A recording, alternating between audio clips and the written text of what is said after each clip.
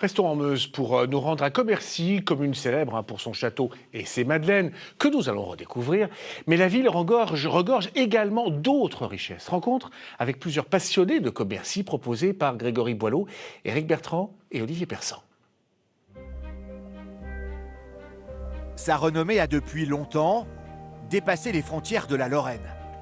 Une petite ville de 6000 habitants, mais qui abrite des merveilles inestimables. Un château et des madeleines, Commercy a de quoi satisfaire toutes les curiosités. Une commune qui n'a aucun secret pour François Dosé, ancien maire de la ville pendant 31 ans. Là, ce lieu, il était marqué par le four à pain du village. Il y avait un four à pain pour tout le village. Ce jour-là, il nous emmène déambuler dans son quartier préféré, l'un des plus anciens de Commercy. Le faubourg de Breuil, des petites maisons charmantes et une certaine douceur de vivre. Automatiquement, les gens qui viennent sur Commercy se rendent au château. Voilà, c'est un point d'histoire, château Stanislas. Il y a les madeleines. Mais si on veut flâner, il ne faut pas oublier ce quartier qui est absolument magnifique. C'est ici, dans ce quartier, que l'on découvre l'un des édifices incontournables de Commercy. Le prieuré de Notre-Dame de Breuil, un monastère confié à des bénédictins dès le XIe siècle et reconstruit au XVIIIe. Imposant et majestueux, le bâtiment va connaître une longue histoire mouvementée, s'éloignant au fil du temps de sa fonction religieuse. Il a eu plusieurs vies.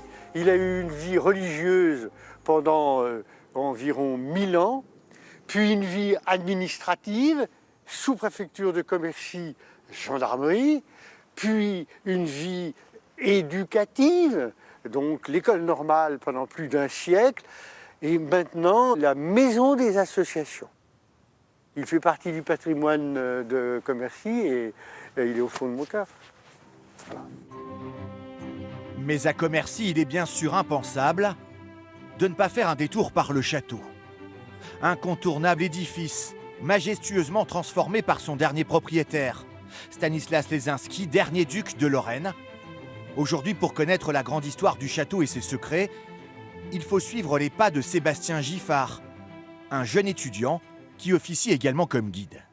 Stanislas aimait beaucoup venir ici, c'était l'une de ses résidences d'été préférées. Il passait beaucoup de temps ici en juillet et en août. Et c'est ici qu'il a reçu pour la dernière fois sa fille, la reine de France. Et donc il y avait un peu une valeur symbolique, une valeur très affectionnelle au château de Commercy.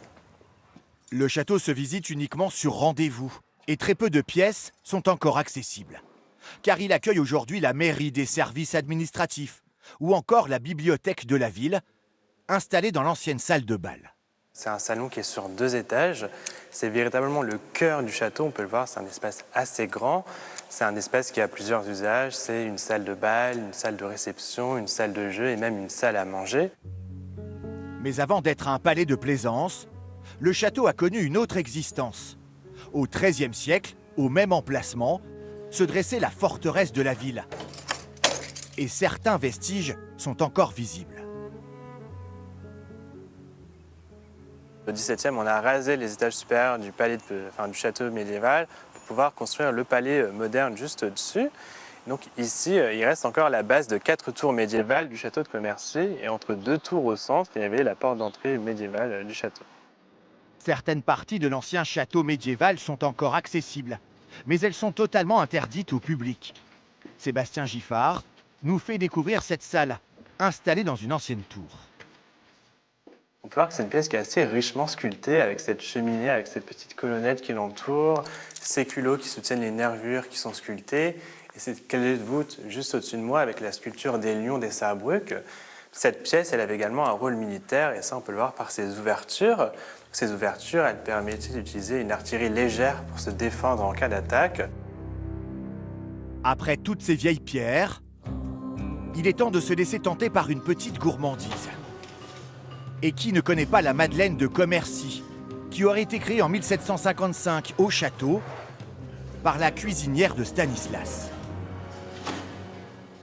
C'est les moules en forme de coquille Saint-Jacques, parce qu'à la base, c'était moulé dans des coquilles Saint-Jacques, les madeleines. Un savoir-faire perpétué aujourd'hui par la famille Zins, 2 frères fils et petits-fils de boulangers qui ont créé leur entreprise artisanale au début des années 2000.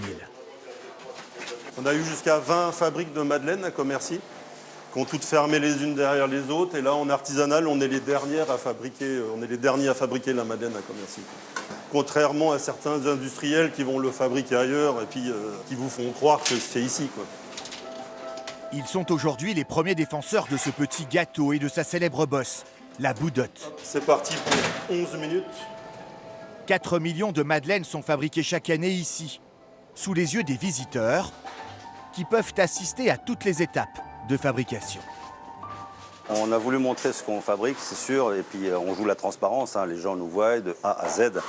Ils peuvent aussi bien voir le pétrissage, le dressage, la cuisson, l'emballage et le goûtage.